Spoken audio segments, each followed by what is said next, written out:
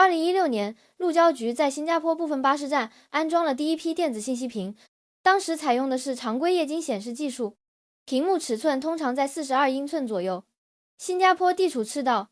正午时分的户外环境光照度经常超过10万勒克斯，要在这样的强光下看清屏幕内容，液晶面板的背光亮度必须调节到2000尼特以上。高亮度带来了严重的散热问题，直射的阳光让屏幕表面温度迅速攀升到50摄氏度以上。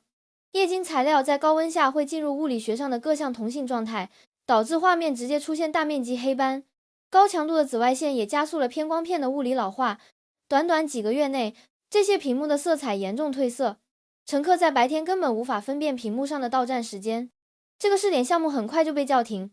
8年后的今天，一块全新的彩色电子纸屏幕在小印度的石龙岗路重新点亮。石龙岗路是新加坡交通密度最高的商业路段之一，周围分布着多个大型购物中心和传统市场，每天有大量本地居民和游客在这里换乘。这里的巴士站大多没有高层建筑遮挡，完全暴露在阳光直射下。路交局把重启的第一个测试点选在这里，就是要用最严苛的物理环境来验证新技术的可靠性。这8年间，路交局没有盲目寻找替代品进行大面积采购，工程团队花时间重新评估了户外显示的底层技术路径。很多人以为城市基础设施建设就是直接把设备搬上街头，现实情况是，任何一项公共设施的落地都需要漫长的本地化测试与调整。今天我们用具体的数据来拆解这块彩色屏幕，看看它凭什么能成为新加坡零碳交通设施的标准样本。我们也会详细分析路交局在推进这个项目时的数据考量与决策依据。对每天穿梭在主屋区和中央商务区的新加坡上班族来说，巴士站是每天必经的出行节点。新加坡全岛目前分布着大约4700个巴士站，每天的巴士客流量超过300万乘次。如果把这些站点的纸质站牌全部换成传统的发光电子屏，会产生一笔庞大的能耗账单。我们来算一笔具体的能耗数据。一台高亮度的户外液晶显示屏，加上必备的散热风扇，每小时的耗电量大约在500瓦左右。如果全岛4700个屏幕，每天运行18个小时，一天的总耗电量将超过42000度。1年下来就是1500万度的电力消耗。按照新加坡目前的工业电价计算，这仅仅是维持屏幕亮起的电费，每年就要耗费数百万新币。新加坡已经开始征收碳税，如果继续增加高耗能设备，公共交通运营商需要缴纳的碳排放税也会大幅增加。除了高昂的电费，更大的阻碍在于电网负荷与施工成本。很多现有的老旧巴士站并没有预留大功率的电力接口，如果要为这些屏幕重新铺设地下电缆，需要进行大规模的道路开挖工程，这不仅会严重干扰正常的交通秩序，每米数千新币的线缆铺设成本更是难以承受。在新加坡绿色计划2030的减排指标下，这种高耗能的铺设方式在经济和环保层面都行不通。政府承诺在2030年达到碳排放峰值，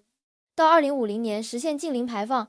公共交通系统的基础设施必须率先实现低碳甚至零碳运行，寻找一种能在强光下足够清晰，又能脱离主电网独立运作的技术替代方案，成了路交局必须解决的指标。这个财务问题无法解决，项目就绝对无法推进。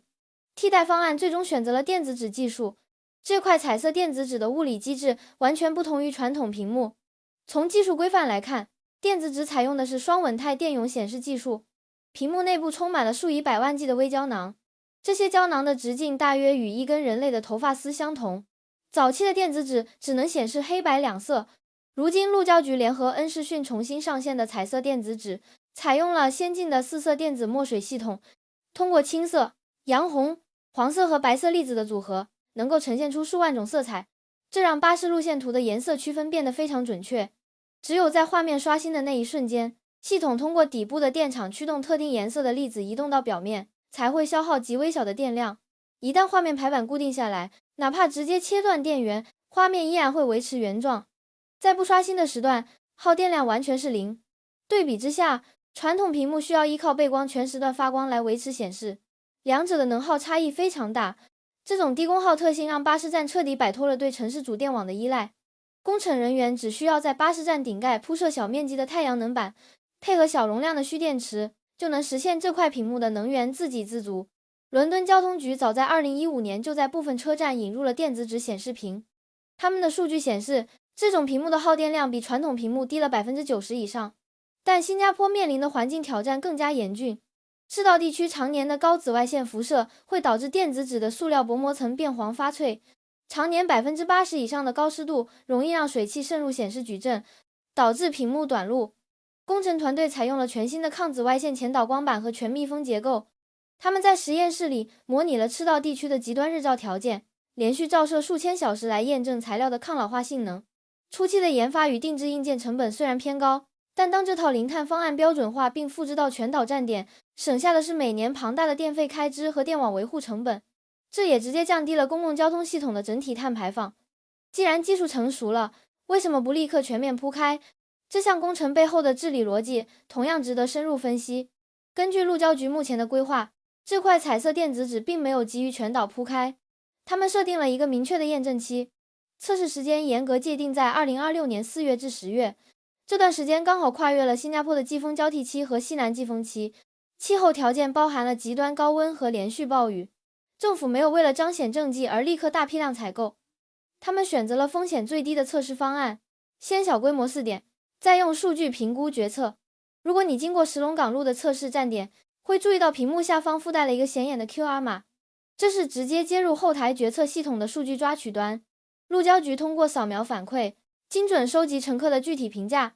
调查问卷中包含非常具体的问题，比如乘客在3米外是否能看清巴士路线图，彩色字体的对比度在正午阳光下是否足够清晰。这跟新加坡推行 One Service 应用程序的底层逻辑完全一致，自下而上收集民意，自上而下调整基础设施。在长达半年的测试期内，后台系统不仅处理主观评价，还会客观监测屏幕的技术遥测数据。路交局的数据分析团队会把这些问卷结果与后台的遥测数据进行交叉比对。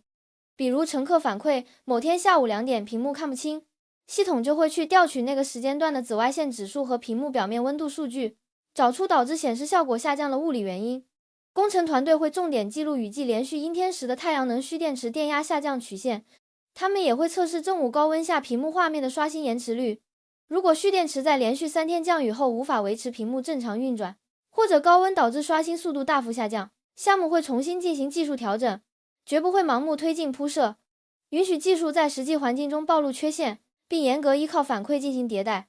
智慧城市不是高科技硬件的堆砌，而是建立在精算与务实之上的系统工程。从2016年的受挫到如今的重启，一块巴士站屏幕体现了新加坡对城市治理细节的考量。公共交通的最后1公里体验直接影响着市民的生活质量。新加坡正在步入老龄化社会，视力退化的年长者需要更大、更清晰、不反光的站牌来获取乘车信息。传统的发光屏幕在夜间过于刺眼，容易造成光污染。电子纸屏幕不发光的物理特性，极大降低了对眼睛的刺激，夜间只需要微弱的前导光就能看清内容。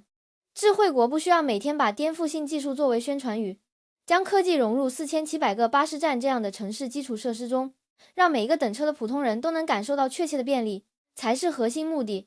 这套零碳屏幕方案如果测试成功，未来还会推广到全岛的祖屋楼下告示牌、公园指示牌，甚至社区诊所的排队显示系统。这能为整个国家节省极为可观的电力资源。你对新加坡目前的巴士站设施还满意吗？或者你觉得还有哪些本地基础设施存在痛点，需要用科技手段来升级？比如地铁站的无障碍设施，或者主屋区的智能照明系统。欢迎在评论区留言，分享你的观察与理性分析。每一条基于实际体验的反馈，都有可能成为推动公共设施迭代的数据基础。如果你想了解更多新加坡科技项目与商业动态背后的逻辑，请订阅本频道并打开小铃铛。我们下期数据见。